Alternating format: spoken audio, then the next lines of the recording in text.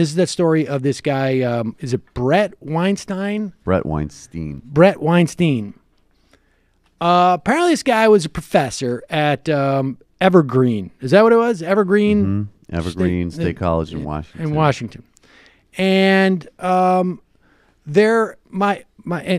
forgive me if I get this wrong, but there was apparently a practice at that school where minority students would stay out for a day on a regular day, maybe each year. I'm not sure. To basically, I don't know, I guess go on a strike, if you will, to make people aware of the problems that minorities have had in this country, currently have. Historical realities. Yeah. I think it's like a day of sort of like remembrance and absence, essentially. And apparently this year, or the whatever year this controversy took place, there was an expansion of it where white people wanted to go out to show solidarity, to participate, to indicate that there was an awareness of the reasons. Is that right? No, I think what actually happened was that the organizers flipped, and it went from, instead of us leaving for a day, white people should leave for a day and have that experience. So it did shift from like a protest to a mandated activity for other people, which is what Weinstein objected to. And he was like, look, I'm here to teach, and I'm not going to not teach on that day. I think certainly a totally valid response. Reasonable response. And then apparently a lot of the students protested him. And did he get fired from? I honestly don't remember how it all played out. I mean, I know he's not there anymore, but I don't know how all the various, I mean, like many of these stories, it seems like, yeah, he was dealing with a ridiculous small situation that shouldn't really concern all of us that much. Okay, yeah, he resigned. Okay, so he resigned because he didn't, and he was, he felt like the students were creating too much pressure. And okay, fair enough. But in his retelling of the story, well, listen to his retelling of the story. Because yes, this is like sort of the classic situation where it's just like, man, I got punched in the face by this Irish kid. That's why I think all Irish people are horrible. Like I'm constantly attacked by the Irish community, or something to that effect. Like where you take your own narrow circumstance and perceive it as part of some type of a greater phenomena. But it goes even deeper than that. So listen to him as he's talking to, of course, Dave Rubin. I will say, the last time I was on your program, the only time I was on before, I remember you asking me what I thought of the left, and I quipped, what left? I haven't seen them in who knows how long. Yeah. That turns out not to have been right. They exist. I mean, yes, I hadn't seen them. But one of the funny things about my trajectory is that having been, the experience was very much like being ejected from the left. Yeah. And I got ejected from the left, and a lot of people on the right embraced me, which was weird.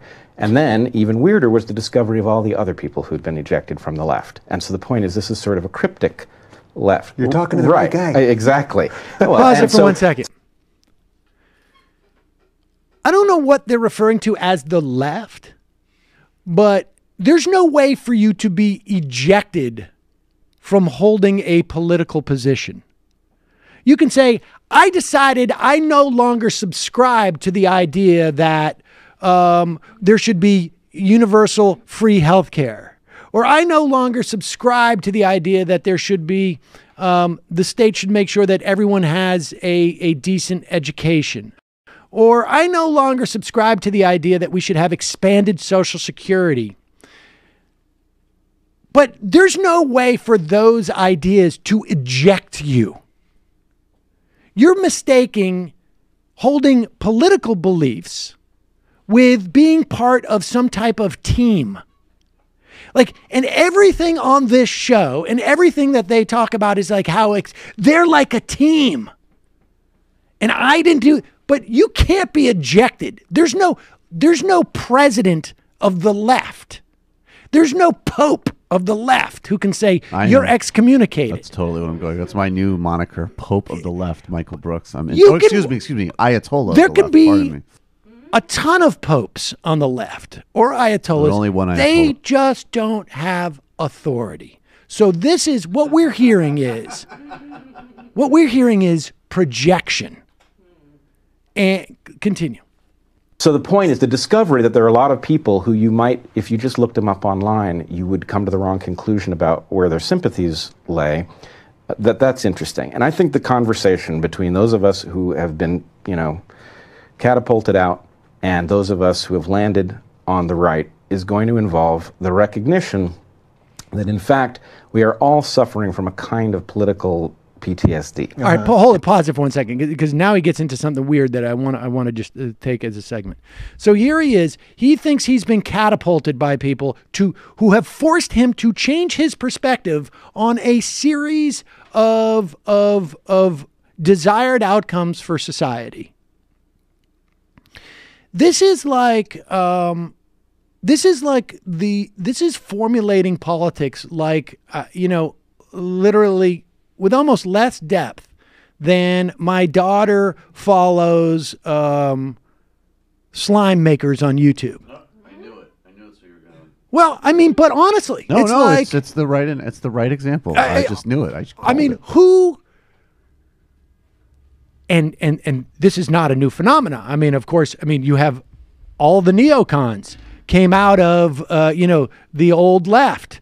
You had people like Bork, apparently, even, who was a communist in college. The only difference between those guys and someone like Weinstein is that, and not to their credit because their politics were loathsome, but their pivots were on policy changes. Like, I'm an Israel fanatic, and now my politics are changing. Or this whole civil rights thing is turning into there's a black colleague in my department, and I'm actually not so into that thing.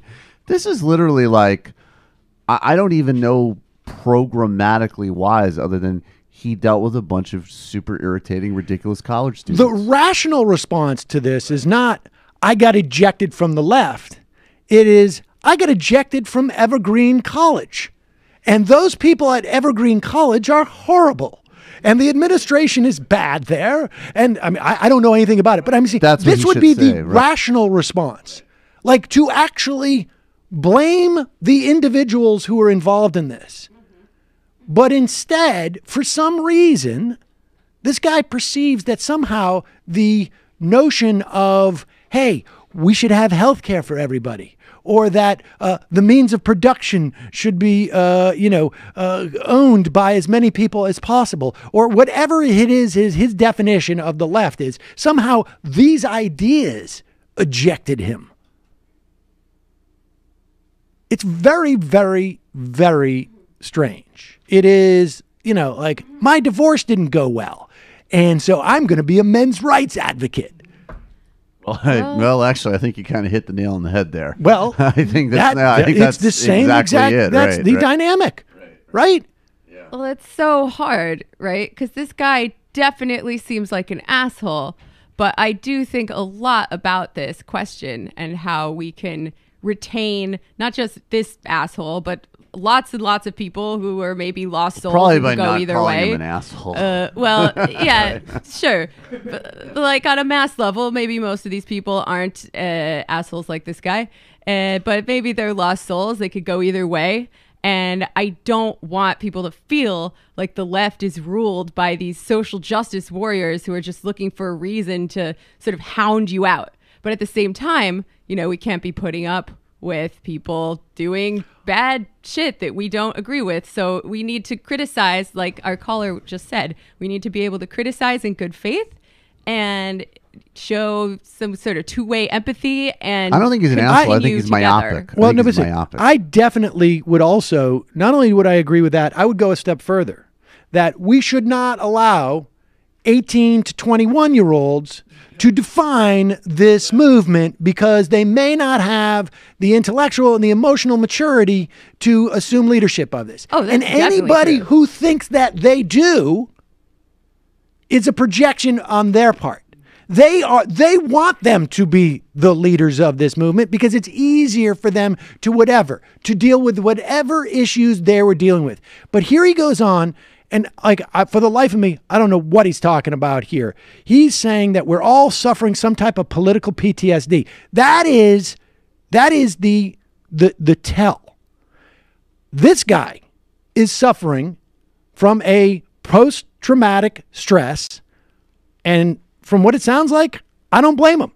It sounds like he went through a very stressful period where his very rational response to what was going on at that school was perceived to be much worse than it was, or was deemed to be some type of a malignant force, and he clearly was not prepared for it. He couldn't deal with the situation. Can't blame him for that. You're just sitting there, you're an academic, you think you're doing the right thing, and you get attacked by your students. All of a sudden, you're drummed out of the school because maybe you didn't follow what was going on at that school, and it was emotionally difficult for you to deal with. And the way that this guy is working through his loss and his separation from that school is to attribute these greater forces, these international left, drove me out of, as if that's where we would start. We need to clean house at Evergreen. That's what the left, that was the number one agenda. And then we can roll everything up. I mean, this is a real tendency on the left, though. I don't want to pretend that it's not. No doubt there are people on the left and on the right. But you don't hear any of these guys here saying, you know what? I got to say, the reason why I feel comfortable on the right is that the neo-Nazis, they completely welcome me in and don't judge me for not hating black people enough. But there is an irony that, I just sent you that Exiting the Vampire Castle essay, which is a really important piece on this. And, Adam Proctor, who I'm friends with, who does the work on Dead Pundits, there's a lot of problems with the type of that sort of, there is a left purity politics, which is really bad just even for the brands. But what I find so frustrating is that, especially because that critique is there and actually does exist inside the left, if a guy like Brett Weinstein was really going to be rigorous, and he still seems to claim that he has some left politics, he would have gone in that lane and not been on Dave Rubin, who, it's obvious what Dave Rubin is. But the whole point is, I'm embraced by the right. What? You as a person, they have taken you in? That's great.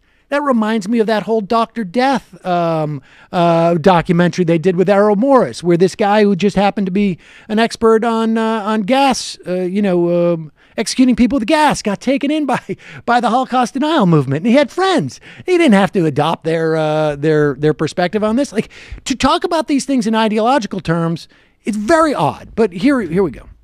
Of the recognition that, in fact, we are all suffering from a kind of political PTSD. And that, in fact, many people who are on the right are there because they've been traumatized by really low-quality, dangerous leftist thinking, but that does not make their right-of-center position natural. I'm not saying there are no natural positions over there, but many people who are there because they have run from things that they have heard on the left. And once we give up on the idea that anybody on the map today has the answer with respect to the policies that we are supposed to embrace. Once we say, actually, everybody's policies are a failure. If we were to enact the libertarian program, it would fail for game theoretic reasons. If we were to enact the socialist program, it would fail for game theoretic reasons. Same thing. Right.